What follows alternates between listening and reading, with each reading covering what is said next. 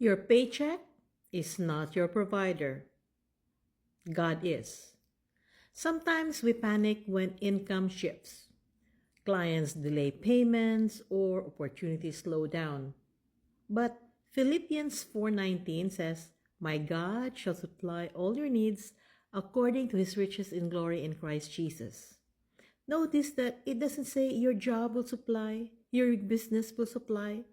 It says God will. Jobs and businesses are mere channels. People are channels. But who is the source? God is. When we align our hearts with God, fear loses its grip. So let's pray. Father, realign my heart today.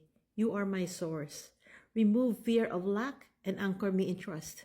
In Jesus' name I pray. What's our lesson?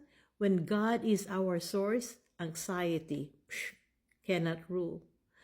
I pray that you're blessed today, my friend. I pray that you know that God is the source. Do you know that God can bless us four ways? He can directly bless us. He can use others to bless us. He can bless the work of our hands. He can even bless us through our enemies. Remember what the psalmist said?